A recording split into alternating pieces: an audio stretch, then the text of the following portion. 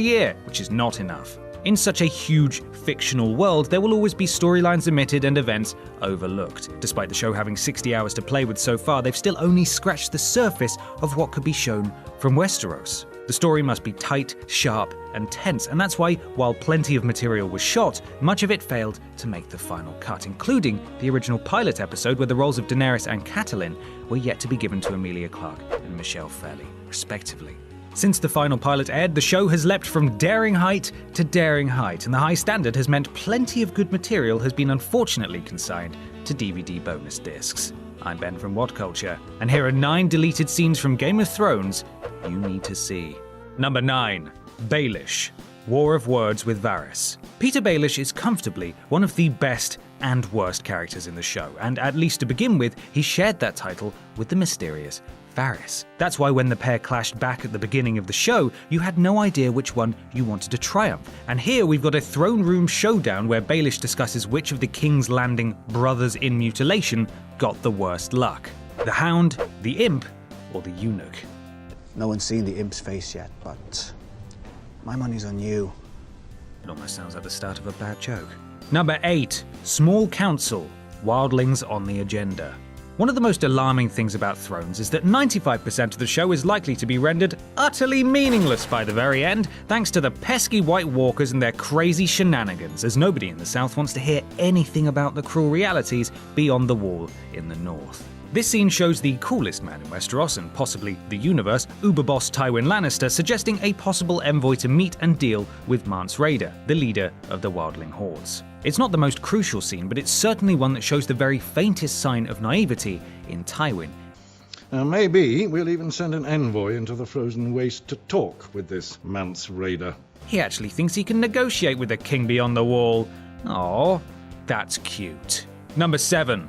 Tormund, the Chicken Eater. Originally a series of books, obviously, it's worth remembering that the TV show is an adaptation, obviously, and changes are necessary, obviously. So when things get cut, it really is understandable. But the book does paint a tremendous image of Tormund as we meet him for the first time, and this extended scene relates very slightly closer to what we read in the books. Beside the brazier, a short but immensely broad man sat on a stool, eating a hen off a skewer. Hot grease was running down his chin and into his snow-white beard, but he smiled happily all the same. Jon Snow there. Tormund is a jollier prospect in A Storm of Swords, but his sticky chicken trickin' feast, that was hard, transfers to the screen well all the same. Number 6. Doreah, Yrie's death. This far through the series, you'd be forgiven for not automatically remembering the girl who got thrown into the empty Karth Vault. To refresh, that girl was Doreah, one of the Dothraki handmaidens who trekked alongside Daenerys through thick and thin. You may think her punishment was harsh, until you remember how she actually betrayed Daenerys. The Mother of Dragons returns to her quarters to find Irri, another handmaiden, slaughtered and her dragons missing, as well as Doreah. Later in that season, Doreah is caught sleeping with Xaro Xhoan Daxus, I hope I pronounced that right, the man behind the plot, and the pair are condemned together. This deleted scene shows that Doreah was indeed involved and not just in the wrong bed at the wrong time. We've all been there. The greatest pleasure comes with a silk cord around the neck, tied very, very tight. I suppose you could call her a handmaiden what stole the Dragon Queen's dragons for wankers. Hashtag handmaiden what stole the Dragon Queen's dragons for wankers. Number 5. Loras. Host Renly regrets. Loras Tyrell is an odd character. He should be far more important than he's actually made out to be, instead acting as a mere passenger throughout most of the seasons as other people discuss him, conspire about him, and trial him. In this scene, he's actually given an emotional role to play, mourning the death of Renly Baratheon. I promised him the throne and he believed me. He died because of me. The wannabe king's death was sudden, shocking, and enormous, yet the show didn't dwell for long on his demise. Here we see Loras being further developed and the repercussions of Renly's death further explored. Number 4. Daenerys. Post-Jorah mood.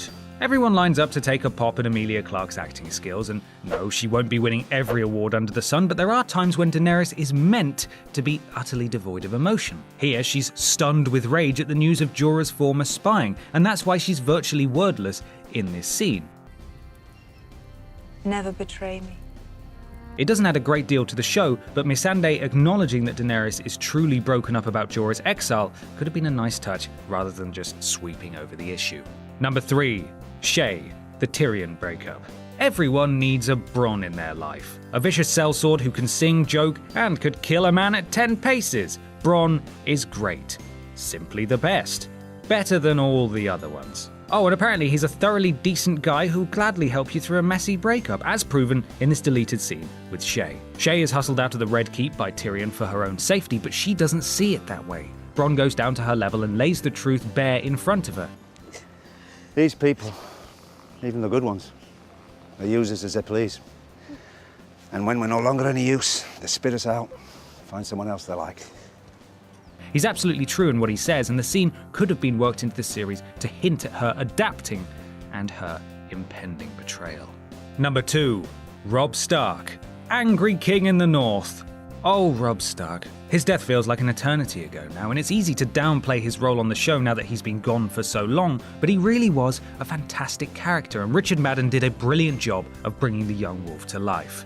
This scene is an extended version of the final cut, and it's excellent. Robb's tactical, now steely character and kingly maturity all shine through here, despite his age. 208, but for every man we lost, the Lannisters We lost. need our men more than Tywin needs his! Number 1. Tywin Lannister, Gone Fishing. Tywin Lannister has a life outside of treachery, deceit, and backhanded war dealings. Apparently, it's official, he loves a spot of fishing in his free time. Official, a fishing. Although even his leisure activities foreshadow impending doom for House Tully, who were the next to fall. Their sigil is a trout after all, and Tywin certainly took care of them. Not only does this scene show Tywin enjoying something that doesn't result in human death, it shows Grand Maester Pycelle remarkably dropping his frail old man act and revealing himself to be a wily, clever veteran of the capital. There are times when I have trouble believing it myself.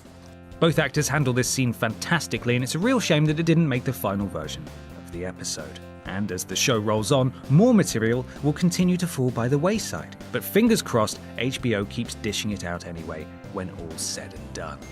And that's our list. Make sure you subscribe to the What Culture YouTube channel for more lists like this, and don't forget to visit whatculture.com for daily news and articles. I'm Ben from What Culture. You can follow me here on Twitter, and thanks for watching.